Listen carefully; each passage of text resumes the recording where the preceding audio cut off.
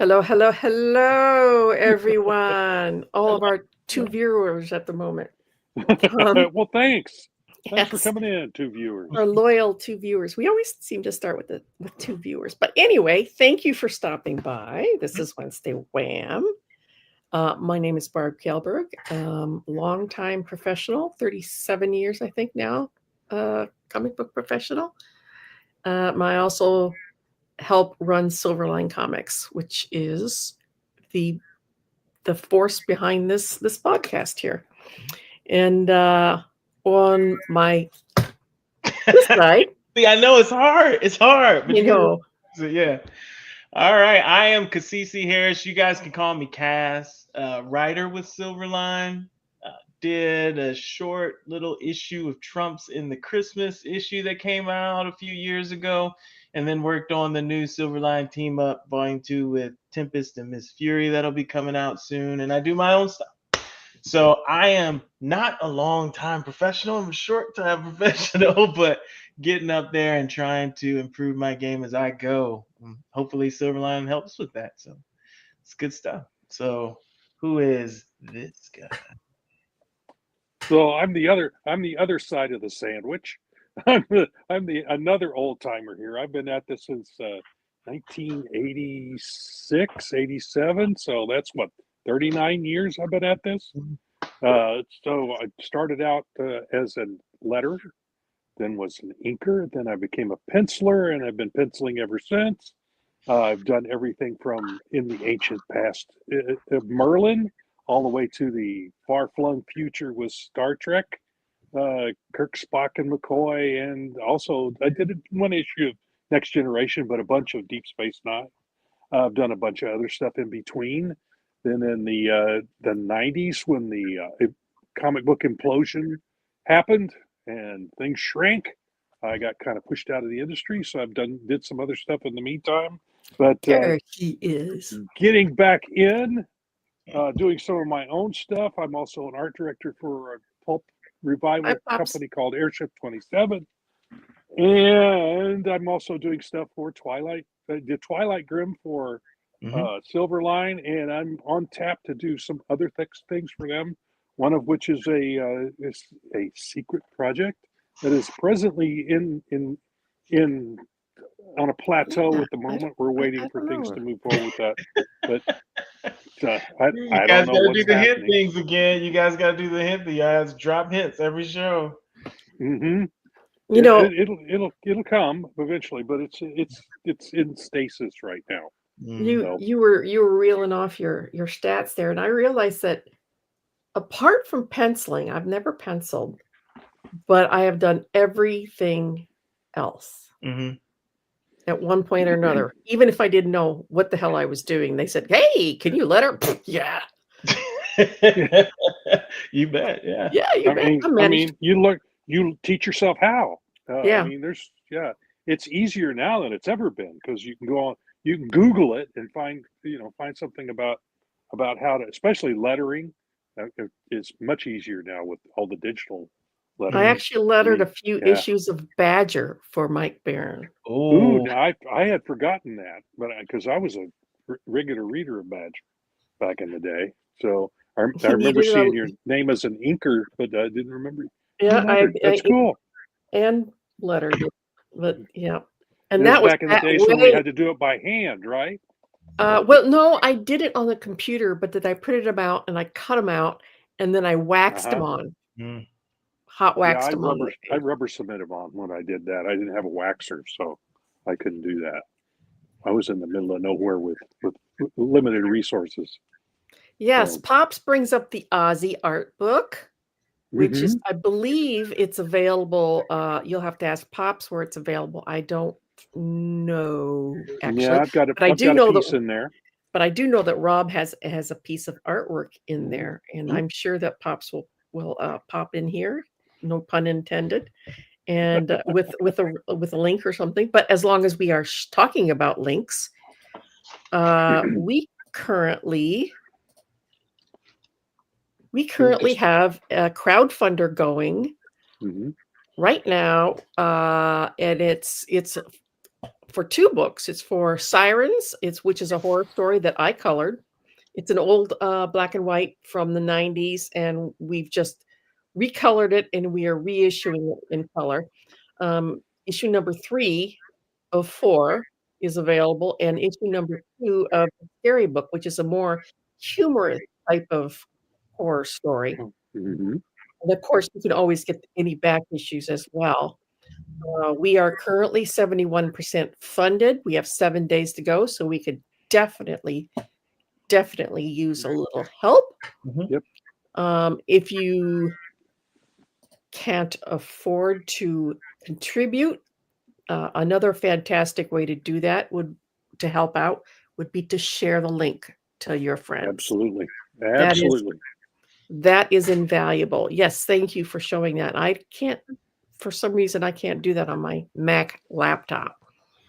And remember, these books are done. The only thing that's missing is the thank you page, right? So it's not like you're paying for the idea to come to life. You are. This isn't vaporware. It's real. Yeah. It will arrive. Yeah. We have yet to do one that did not make its goal or come close to its goal, and we haven't had one that hasn't made it into people's hands. I'll put it right that way. within a short amount of time. Yeah. Like Cassisi said, the only thing that these books are waiting for is the thank you page on the back before they go to the printer. And being the chief financial officer of Silverline, I can guarantee you, I see the invoices come from the printer. They are just within a week or two of the end of these crowdfunders. Those things are printed and ready to rock and roll. So it's quite satisfying. I have done crowdfunders where 2 years later I'm still waiting for the book. Mm-hmm. Yep. It's so frustrating. In fact, when I finally notice, oh, this is shipping, I'm like, what was that one? Now I've completely forgotten I even bought it. Yeah, the money's gone. Yeah, you paid the money, but I'm still waiting on some little action figures that I bought. Gosh, a year. Yeah, it's been 9 months ago, and they haven't come yet. But but I've bought stuff from them before, and it will come. But it's 9 months, so. But yes. You're not going to wait 9 months. In fact, you probably won't wait more than 2, maybe 3 weeks. Yeah, that's pretty quick, really, when you consider. But anyway, so we are here tonight to try to find out why do we even need superheroes? Why do we need heroes at all? I mean, what purpose do they serve us? And being the curious person that I am, I went back and looked at the first recorded instance of a hero. And of course, Siegfried. Gilgamesh? Oh, Siegfried. No. Okay. Siegfried. Between 400 and 600 AD was the first mention of an actual superhero. And I'm talking superhero. He had superpowers. He was invincible and had invisibility. Yeah. And that was between 400 and 600 AD. And I thought, wow, humanity really did start needing heroes from the very beginning. And I'm not talking about Thor's a superhero. No, actually he's not. We cannot count gods in there. So like Zeus. Okay. I don't think we can, because they were worshipped as deities and asked for favors, whereas superheroes were not meant to be a deity. That's my definition of a superhero. What, you have a different one, Kaz? Explain. No, it puts the conversation in a different perspective. I would consider some of those godlike figures here. For me, I think of just hero, right? Hero being the vehicle that I kind of experience the story or have the perspective of the story, and then the super part is the abilities of the person who's giving me that perspective and how they navigate the story and how I can relate to the thing or be excited about how they solve a problem. I would think that a God, depending on the story, still fits that, right? Because you could have a clash between gods, and one is the vehicle that I experience that story through and learn a lesson. But if we're saying that we exclude them because they are deities, and in the practice of worshiping them, those stories we don't count.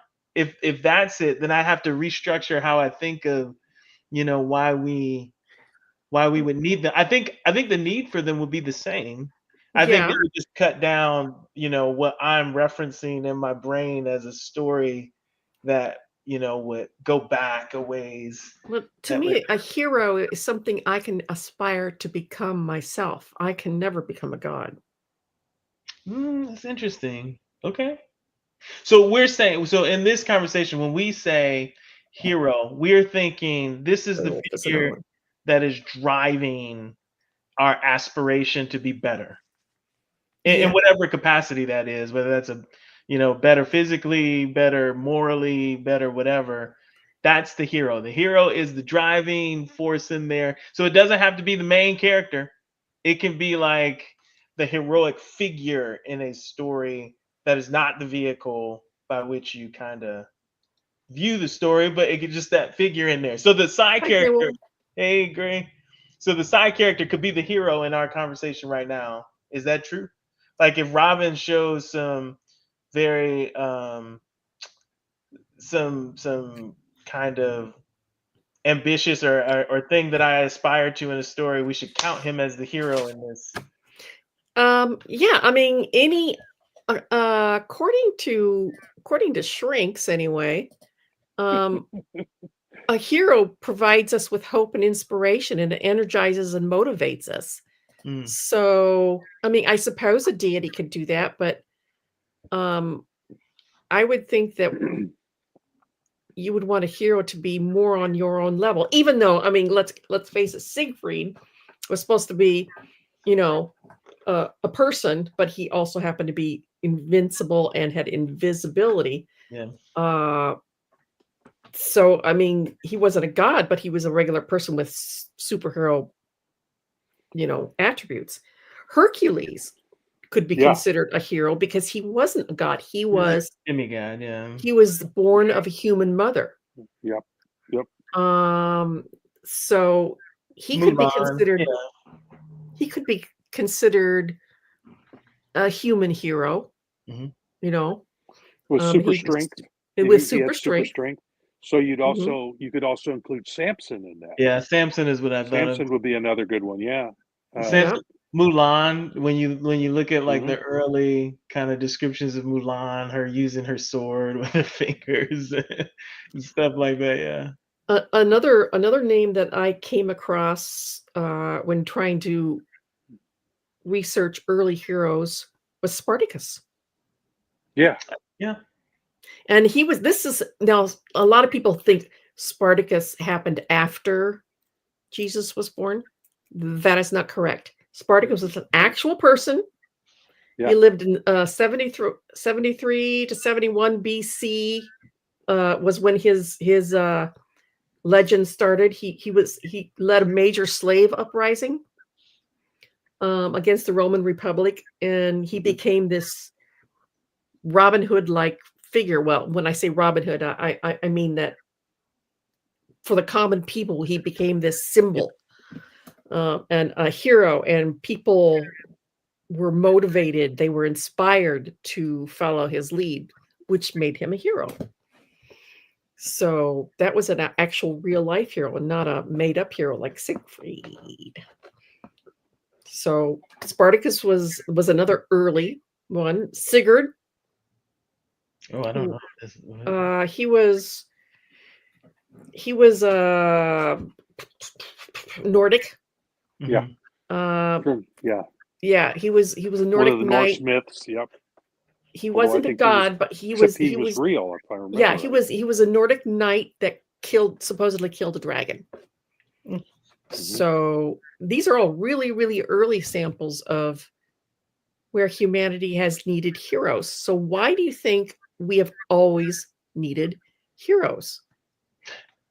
I mean, again, I think we always need stories. And a vehicle or a component of a story is a hero, right? Like meaning I need I need a way to relate to reference, to drop myself into it, to have a model in it that I'm supposed to aspire to, or um, maybe feel a way that they feel, even if that's not what I aspire to. I think that's what a hero kind of does. Now, the good ones are ones that are motivating and inspire you to do bigger and better things and to become better versions of yourself and to look at the world in a more, I guess, benevolent way, right? Or a realistic way that causes you or allows you to protect yourself and others, right? To be good, to create harmony, to add value, to make things better. I think there are other heroes in stories that are not, and that's, if you look at the anti-hero, this is a prime example, right? Like they are heroes in a story. You know, Riddick, great example of this, right? Mhm. Riddick, great example of a hero in a story that is even doing a good thing, but is not the person that you necessarily want to aspire to be. So I think heroes are needed because they are essential vehicles to transmit the learnings of a thing, a story that is so powerful to drive like the human machine to do things. I have talked a lot, so I'm gonna let you guys. No. Keep talking. Royal Airship Okay. says, I think the heroes came first and then the stories. That could be true. That could be true. I okay. Here's my theory about human beings and stories and storytelling.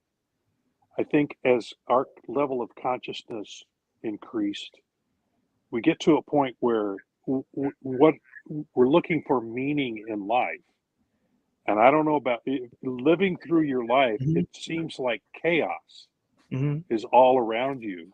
And having stories and heroes Yeah. and some sort of story running through your life. I mean, I know that my consciousness is essentially a narration.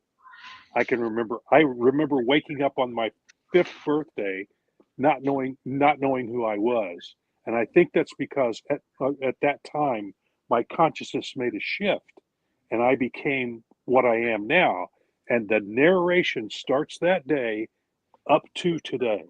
Mm. So, but having stories that you can relate to, okay, this is how this Yeah. person handled this, that then I know that my life has meaning like their life has meaning.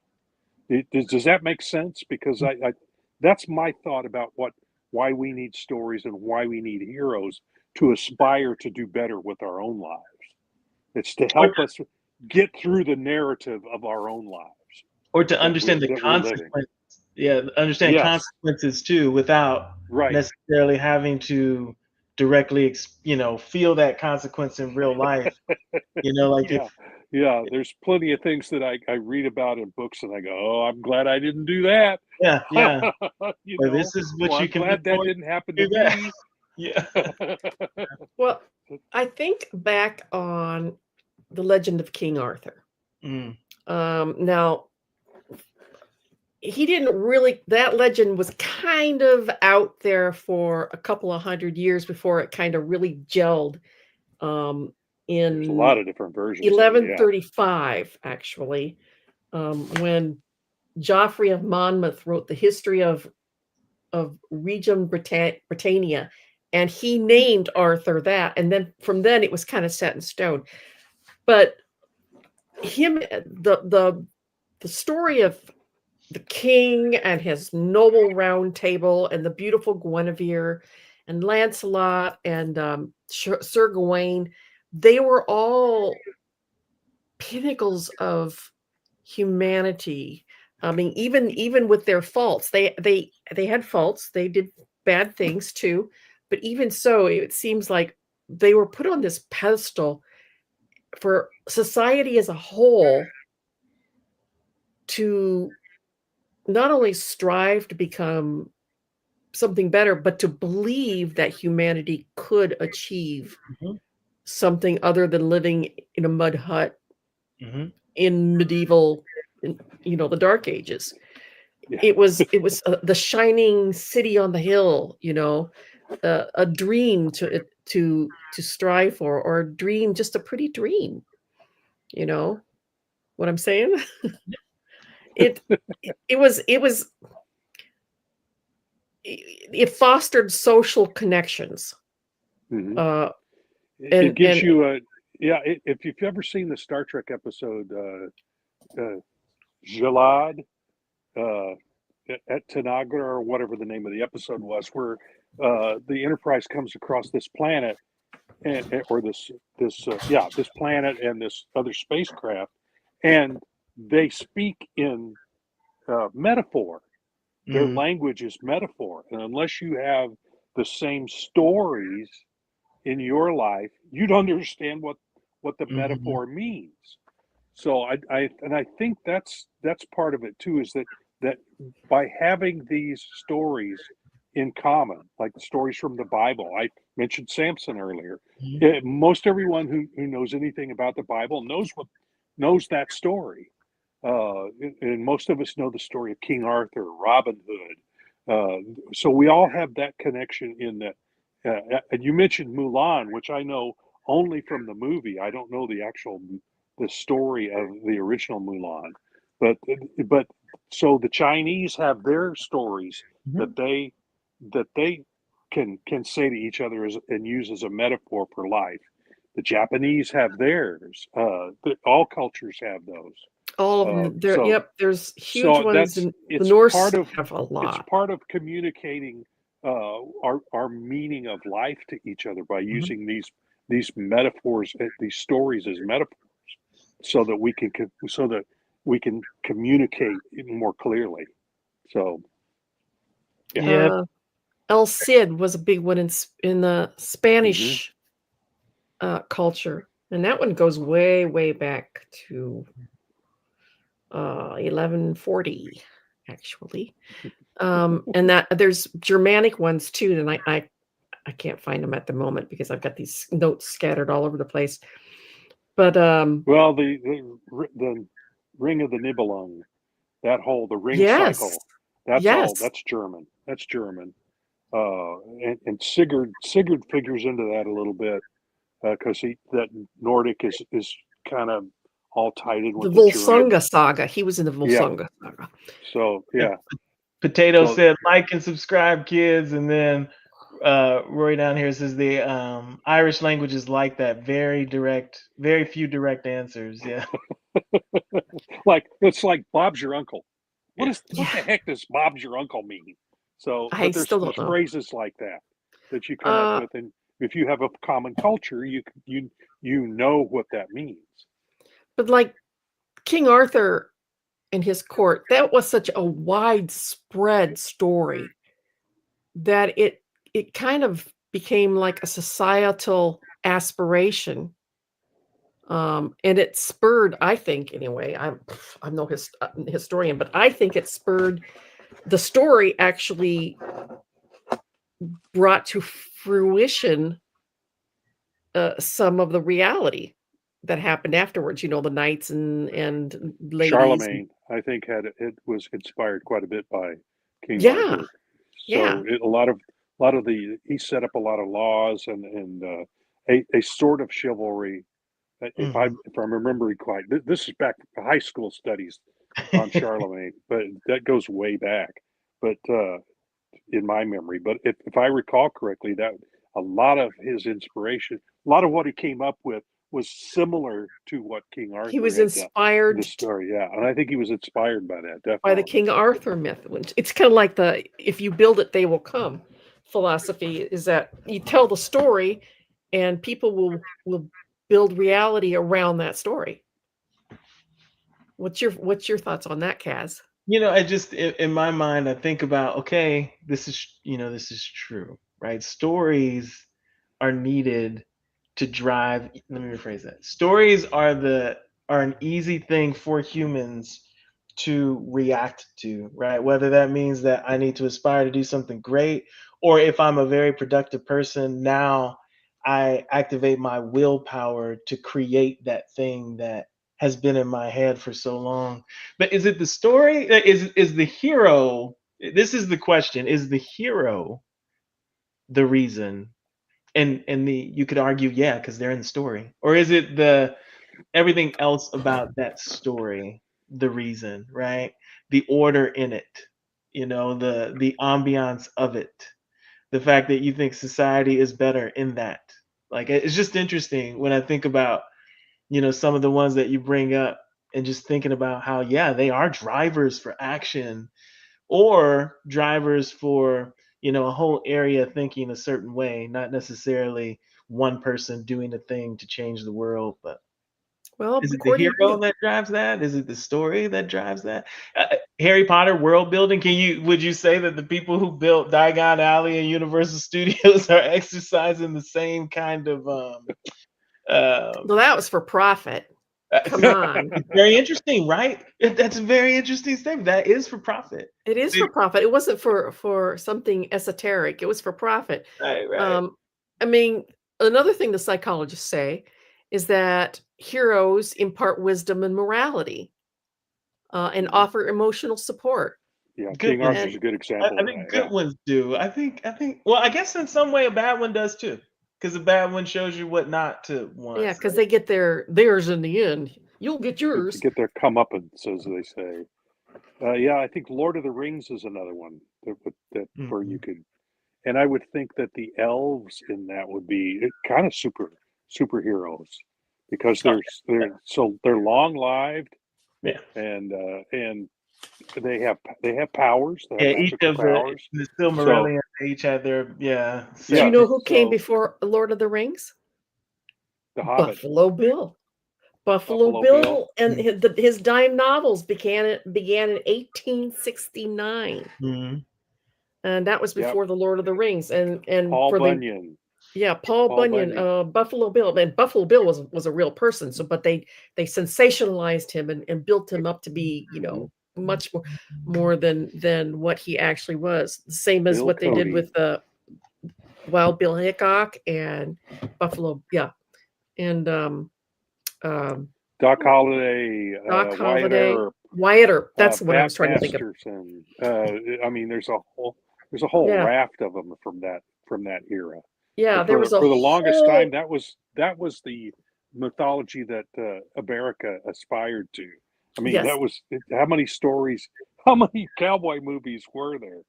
How many westerns were made, and Well, in we kind of exhausted it, but dime we novels still make them. began in 1869, and they were huge. They were massive. I mean, they were everywhere. And people ate them up with a spoon because the stories that they told took people away from the drudgery of their real lives, and gave them excitement and entertainment. And these men were larger than life, and they were real. They were real people, or for the most part.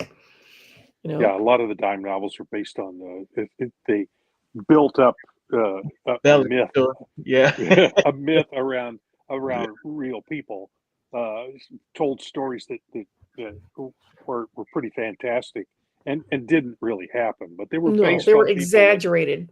they were exaggerated, tall tales, definitely. And I think those dime novels eventually morphed into the pulp uh, magazines that we saw come about during the Depression, which it's another era in which uh, the for lack of a better way to put, the lower classes were downtrodden at that point, poor, not, but for a nickel or a dime, you could buy a story that would take you away from all of that, take you to another world where it's Buck Rogers. Same thing with comic strips because Buck Rogers was a comic strip, but and that would take you out of the drudgery of life that you're in right now, and tell you that it could be better. So I think that's part of the whole deal with storytelling is Well, things could be things could be worse. Sometimes it's a bad story where things could be worse than you are right now. So be glad where you Yeah. are. Or here's a better story. Maybe we should aspire to that. So it can push you to do better in either way.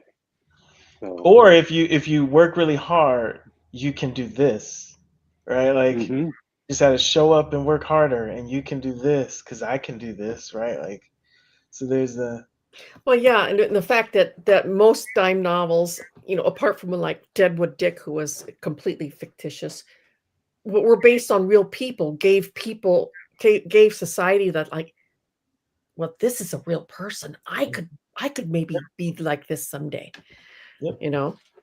And then we went from the rough and rowdy, wild, wild west dime novel heroes to something completely opposite. Who was next? Who was the next big hero?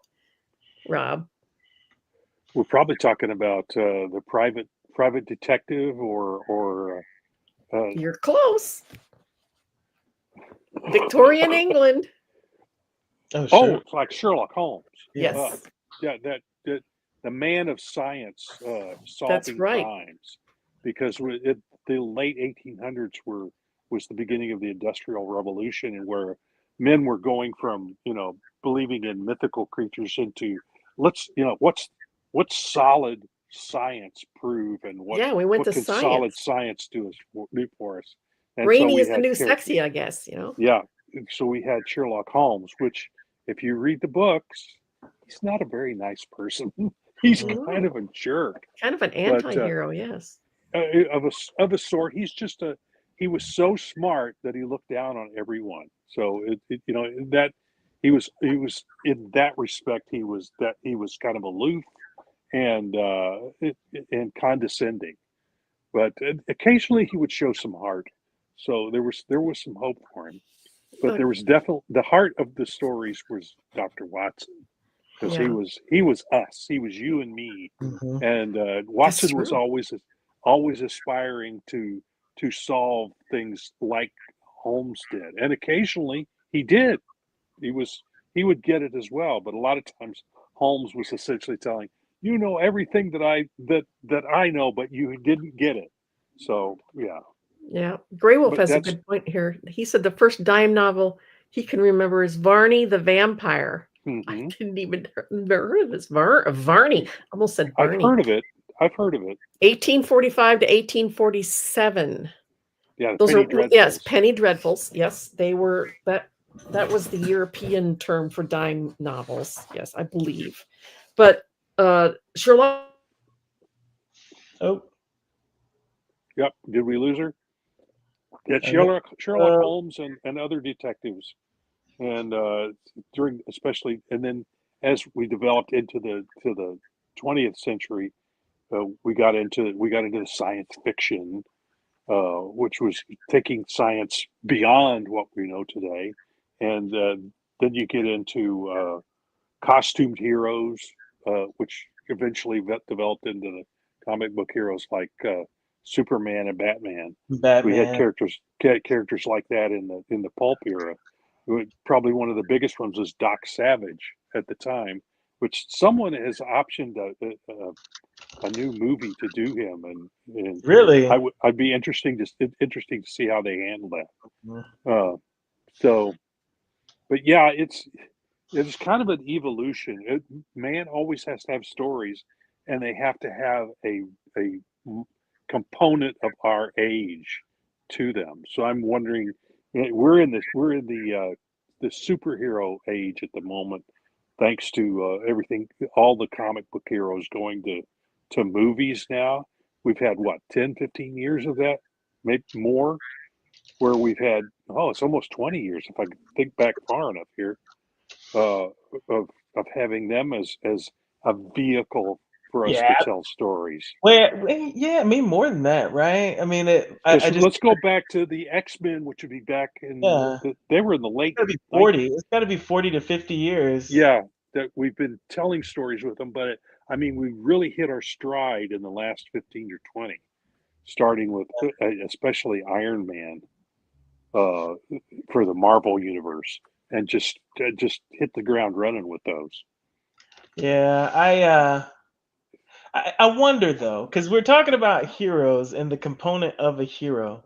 There have been, you could probably think of some off the top of your head. There are so many. Oh, there you are, Barb. We, There's- Oh, I She's lost my internet. back. Yeah. there's so many.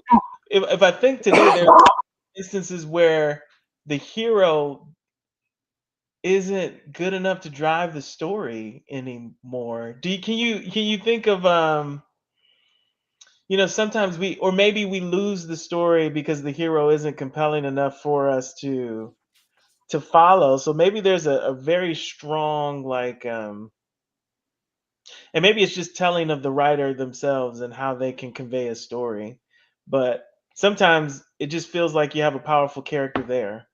You don't really even have there's nothing to morally aspire to. There's nothing about this hero that I kind of am drawn to. But they are the central figure. They are the powerful thing in the story. They are the overpowered thing that I'm supposed to be impressed with. Well, but the thing is, you've got, with Iron Man, you started out with Tony Stark was a jerk, Oh yeah. but and he was always a smart mouth throughout the whole thing. He kept that part of his personality, but he became a more caring person as the story developed.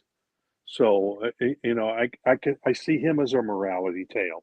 I Hmm. see Captain America as a I'm totally morality lost. tale as well, because he starts out as a scrawny kid who has this drive to want to do good in this world, but he didn't have the power to do it, and then was given the power, and it didn't change him. It made him an even better person.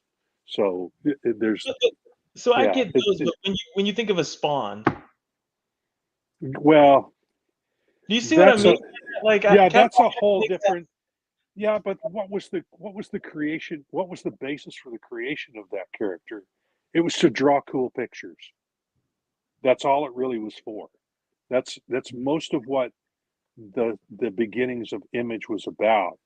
Because I remember when it first started out, I'm going, well, they're pretty pictures, but there's no story there. It's all professional wrestling. To this side meets the other side, and they fight. Where's the? There's no tale here. There's nothing. Now, to be honest, I haven't read Spawn, so Right, there deep may be there in the may be more there may be yeah. more to it than I realize. I'm looking at the surface of this, the Image surface. So because I was never it never appealed to me in any, because I wasn't seeing anything in the story. Now I may be completely wrong there, and somebody can correct me on that, but it just seemed like to me it was all about, oh, that's a cool picture, that the artist has drawn something cool, but underneath there's no structure, there's no story structure underneath it. So that's if I think that's the basis of what you're seeing, is Yeah. that there's a whole genre that's popped up in comic books, where we have some cool characters, and we have some cool looking things, but there's no there's nothing to aspire to in the story necessarily. So Yeah. I'm thinking that is missing. I'm not seeing that as much as I was back in the 80s and 90s, early 90s, and Yeah. yeah. Yeah, Go I was ahead. saying, going back to your point, Barb, when we kind of just went through the evolution of going from Sherlock Holmes to kind of hitting on The what we pulp the pulp era, and the superheroes, and that kind of brings us. yeah. Yeah, we went to I'm sorry, I keep losing my internet for some reason, and I don't know why. After Sherlock Holmes, there was Peter Pan in Yeah, 1904. There was the You Scarlet consider- Would you Pimpernel. would you consider Pimpernel. Peter Pan in this? Yes, Yeah, he flies, and Yeah, he I never guess and doesn't age. he He fulfills doesn't age. he fulfills dreams of people who don't want to grow up and become adults. I mean, come on, let's face it, adulting is hard. So then, would you It ain't consider easy. Cinderella a superhero, or you know what I mean, like that? I mean, she gets a transformation. I mean, if you think about like some of Well, the there's magic in the story, yeah, because yeah, they give her they take a gal in rags and put her in a fancy coach made from a pumpkin and mice as horsemen, But and yeah, that she's whole bit. not There's magic proactive. involved.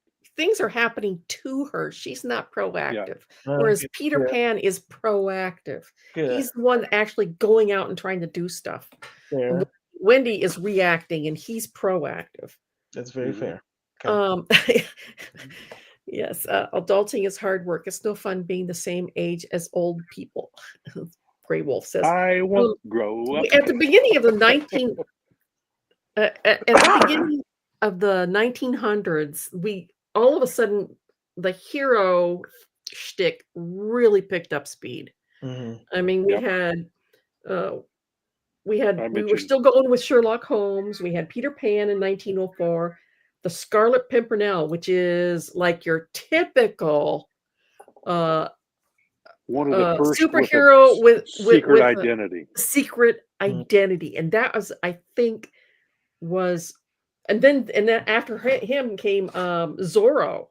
Zorro, yep. Both of them had secret identities, and they were both written, not comics, but both of them were in the early 1900s. I think Zorro was. It says here Zorro was a book in 1919, became a serialized Gonna see story. about right 1920. I was thinking, yeah, When was the 2027 Phantom? somewhere in there. When did the Phantom? I thought he was the Nope, 1936. okay. Yep, The yep. Phantom was the first newspaper comic strip. The Superhero. costumed hero. Yeah. Before that, we had Yep. the Scarlet Pimpernel, Tarzan of the Apes, John Carter of Mars, and Zorro, all in fast succession. So we started this train, the superhero train that started to pick up speed in the early 1900s, and really hit the big time when it came out in comic strip form. And that was Phantom, and then in 1937 the Lord of the Rings came out. Mm. So that was huge. And then in 1938, da da da, Superman, and then it all exploded. Yep, So it was all over by then. At that point, of course, Yeah. in the meantime we had Doc Savage, the Shadow, just a whole host of different heroes with secret identities or that were put on costumes to fight crime, or that whole milieu started around that whole mythology of a superhero with a fighting crime And do you know within a who costume. started? Yeah, do you know who started? Well, as far as I can tell, anyway. I could be wrong. Don't quote me. But as far as I can tell, the Scarlet Pimpernel was the first one to have a secret identity, like a la Batman, Bruce Wayne, where he was the foppish, the fop, yeah. yeah, And Baron, Zorro was similar, yeah. right? And that was written by a woman, by the way, Baroness or Ortsy. Baroness Ortsy wrote the Scarlet Pimpernel. So the whole masked superhero. So it's all a woman's fault. That's right. Was created by a woman. So there. So where do you think this is a very interesting conversation? So we went from like, godlike figures to knights and I guess warriors of renown. You could think kind of like Vikings, knights kind of deal. We've gone to science Wild West detective, Wild West figures. So and now the kind of alter ego costume superhero. And now what are we breaking into though? I think we're kind of getting away from alter ego and just making them like plain. But what do we think that evolution is now? I mean, I almost think like it's just blatant power. right now. The anti-hero kind of took over. Anti-hero. We were talking about Spawn while she was offline, and I think he's one of those. That's an anti-hero because he's not a nice, he's ugly. He's kind of ruthless, from what I understand. Again, I've never read the books, but everything about it that I understand is that he's kind of an anti-hero. You know, the Punisher at Marvel. And an interesting one is from Mike Barron is Nexus, Mhm. because he's a hero, but he kills people. So Mhm. you know, he kills bad guys, but he kills them. He's the executioner, but he's yeah, he's judge and judge, jury, and executioner all rolled into one. So Here's another thing I think I've noticed as we went kind of past the silver age of comics, where all of our heroes were altruistic and had a good ethical ethos, and they were inspiring. They were about morality and doing the right thing, and we became more obsessed with power than with altruism. So who could carry the When you bigger say power, gun? you mean standing, or you mean like ability? Abilities. Who has the bigger gun? Who has the most fearsome powers? It seems like every generation of superheroes has to be bigger, badder, and better than the last batch of superheroes. And where do we draw the line on that? I mean, we can't get much. Why? I think it's time to go back to a simpler time. I think it's Well, almost driven on the villain, because you in an effort to complete the story, you give someone who is very compatible, whether it's intelligence or power, to the hero, right? And then they clash. Now the hero is powerful. Now you need to create another super powerful thing to counter that power. And it just keeps doing this thing. Yep. So it's like almost like you have to re-baseline what power means now. And that's what I think they've done. If we look at, the history of what we've even talked about, when you transitioned from, I think it was Cowboys to Sherlock Holmes, when we went from, magic to science and trying to figure out a crime using this thing, you kind of change the power scale again. Now you have to create a Moriarty. It's a whole different baseline that's more realistic and relatable, and you're trying to take, something that's closer to the mere mortal like us and then make that special. It's almost like we have to do that again somehow, because right now we're Well, just aiming things and like we're beings just beating that are people up. world breakers, right? Like, well, Yeah. but you stop and think about it. There were plenty of other stories out there at the time of Sherlock Holmes that could, that just didn't hit like Sherlock Holmes mhm, did. mhm, It's like capturing lightning in a bottle. There's mhm. all kinds of stuff. There's all kinds of stuff flying out there, and eventually something hits. Well, Superman, Tarzan and boom. John Carter of Mars was around the same time, and Lord of the Rings was around. Those hit, but Oh, I think we lost her again. She keeps losing. She keeps and losing was it. But your Oh, we cape. lost you. You said John Carter, and then you said but, and then we lost you. Oh, sorry.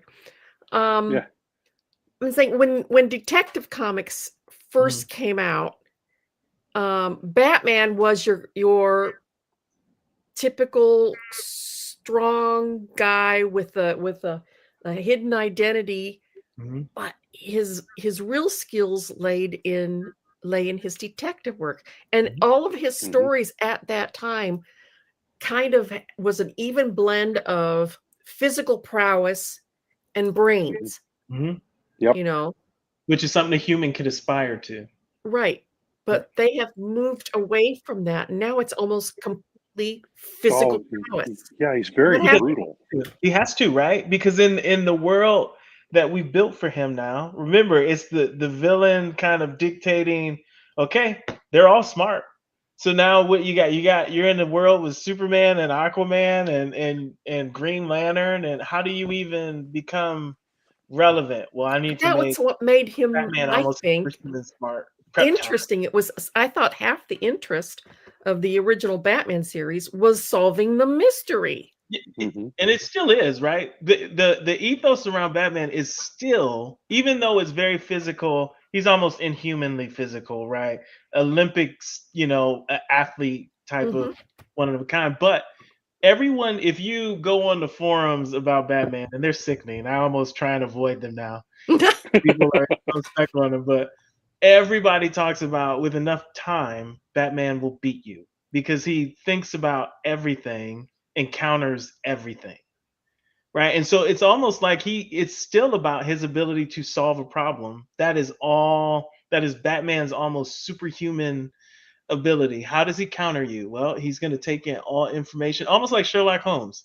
He takes in all information and understands what the outcome will Yep. be and almost fabricates this big scenario that is all to his plan. So why did he have to become this inhumanly strong, bigger toys, badder weapons than everybody else if he's so smart? Because how do you represent that, right? We are in a visual medium, and cool he pictures.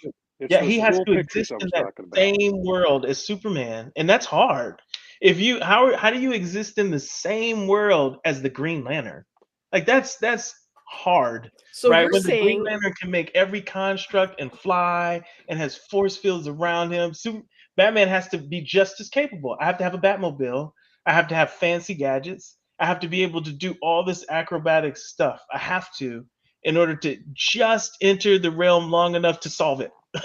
You can't So you're saying that the advent of a multitude of other superheroes kind of took away from the mythos yes of Batman and watered him down, basically. I would not say that. I would say it watered him down. I would say it forced him to evolve into something different in order to stay relevant, because it was a universe now. You didn't just have the whole story. If a story is only built on Batman, you notice they reduced that. They reduced the amount of special stuff, right? He still is jumping off of a building and all that stuff. I know. Still has the grappling hook. Yeah, I think your point is that, it kind of happened because of Marvel, because Marvel Comics in the 60s. But okay, in 30s, 40s, 50s, each character lived in his own little world. Yep. And occasionally they would get together.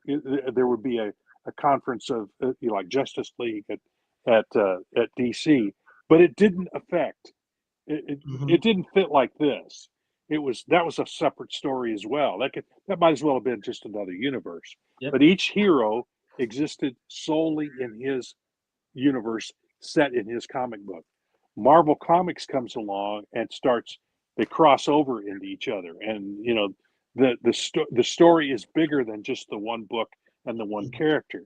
And when they have to start playing off of each other, and you've got Superman and Batman in the same world. Yeah, how do you how do those two characters coexist and make it visually and still make it visually interesting? It's just when you started getting the whole DC universe comes together, the Marvel universe comes together, that's a whole different deal, which is and that seems to be driving comics these days, is the Marvel universe. You would call it the Marvel universe, the DC universe. Well, can't we just tell good stories? Yeah, and I think that takes away some of the uniqueness of each character, is that they have to blend with the universe, and that kind of, I think, to me, that waters down the entire system.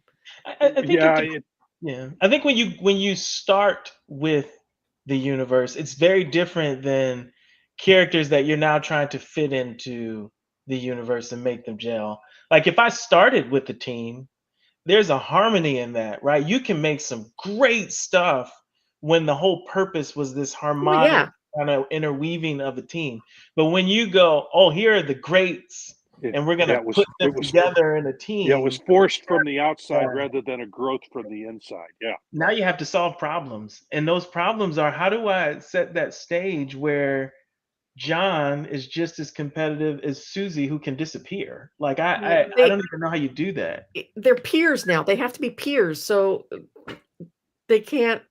Yeah, so you've forced them into a mold that I don't think some of them should have ever They been weren't forced built into. for it. They True. weren't built True. for it. Weren't built for They that. weren't. Yeah, the mold for each one of them was different. They had different creators. And you Where at Marvel, you had one editor who was really doing the dialogue for the whole line of books. The whole mythos of Marvel Comics came from the fact that they could only publish so many books a month. I think it was like 8 at the time. They could only publish 8 because that's all they could get distribution for. They were actually under the same contract as the DC Comics were. So, and they were being held to 8 books, but that was turned into a strength by making them cross over into each other, because then to get the whole story, you had to buy all of them. And so the money was driving that part of it. And then when the other companies saw, well, if they're doing that, we got to do something like that too, because you see that that's a moneymaker. So you got to figure out how you can jam your characters into that kind of mold.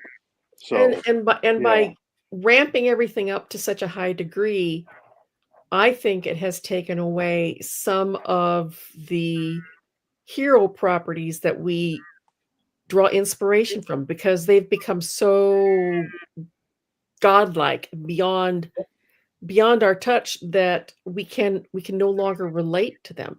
And that's where I think indies come in, is that they're pulling back from that whole formula that DC and Marvel have gotten themselves stuck into, and they're telling stories, real stories now, with a better grasp on the human condition. They're not confined to a specific universe. That an indie company can have, like Silverline. We have all these different books, but they don't all belong in the same universe necessarily. I mean, we've had some talks about, should we build a universe for the Silverline characters, and I'm thinking maybe some of them could be in the same universe, but I don't think all of them can exist in the same universe. I think Cat and Mouse and Divinity can definitely be in the same universe, because they're just real people. They wrote Demon and all of them, they could exist the same. Yeah. But like putting Twilight Grimm in there, be like, okay.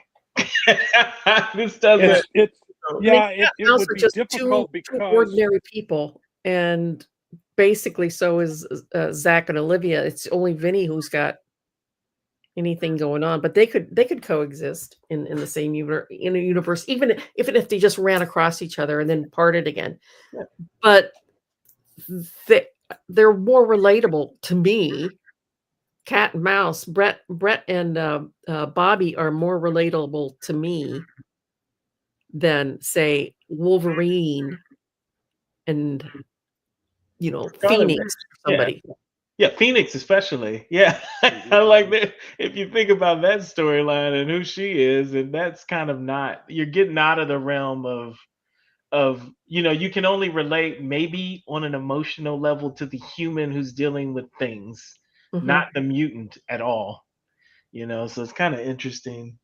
I mean, I think like you said, indies are doing a great job of peeling back and not dealing with the same power creep. They do, on some ends. Power creep. Oh, I love that word, power creep. But peeling it back, they get to start all over. Yeah, it's just this subtle power. It's not like I can only look 1 second in the future, and that's a powerful thing. But that's not like I am Superman with stuff coming out my eyes, flying, invincible, and bulletproof. Right? It takes another god to come. Because Superman wasn't like that when he first started. He didn't fly. He jumped. He's kind of like the Hulk in that respect. And I don't think he had heat vision at they first. had to power him up too to keep up. Yeah, exactly. So and the more they power these superheroes power creep. up, the more unrelatable they become. And unless you've done a good job. Now you can do a good job and make the power. Like I think of Ben Grimm as an example of a good job. Like Captain his America, power is he didn't really so grotesque, and he's just dealing with that human component. Like I can't, can't do the simple things I want to do as a human because I'm a rock. Yeah. My fingers are this big, Right. Like, so I think that was a power creep that's amazing, right? Like a power and a human element that we can relate to and understand that hero. But then you got somebody like Phoenix where you just cannot, that's not even, we're talking about like godlike people now, right? Mhm. Like, yeah, sure, they have a story, but I'm not relating to that. I don't even emotionally connect to that. Maybe I other mean, people. even though I'm not a big fan of Cap, a lot of people are because they can relate to him. He's Mhm. patriotic. Yep. He's, for truth, justice, and the American way, and he's more of a human. He's just an enhanced human. He doesn't have He any and he and laser Iron beams Man. shooting out of his eyes. Yeah, Iron Man's another one. Iron Man's a good one, Who's yeah. a guy in a suit of armor. I mean, Yeah. it's a Yeah, high and he tech deals suit with of his own armor, demons but and stuff like that. yeah, Now they are exactly. He's got relatable. human side. Mhm. Yeah. Those two at Marvel, I think, are Daredevil's another one Yeah. that kind of fits in there as well. In fact, a lot of them. Spider-Man is another one. Now you get into things like uh, uh, The Warlock, X-Men. yeah, Oh, and wow. yeah, you get into some of No, the really yeah. powerful ones. Even Thor is a little too. It's just kind of out there as well. But yeah, but the strongest ones in my mind to tell really good human stories are the characters like Iron Man and Cap and Mhm. Spider Man and Daredevil, who's they might have their powers are limited. There's only so much that they have. Spider Man's only got so Spider-Man. much strength. Yeah. Well, Yeah, Spider-Man's one of the top 3. He's pretty strong. he's pretty But yeah, strong, but at the same but time, his youth is what especially really, when he first started, he was just a kid. yeah, He his was a youth is kid in really high what school. drove that So story. Yeah. yeah, so that that's some of the original concepts for them were just very powerful possibilities for good storytelling. And Mhm. I personally think that's the problem is that we're not trying to tell good stories anymore. I We're agree. trying to Make a powerful out figure.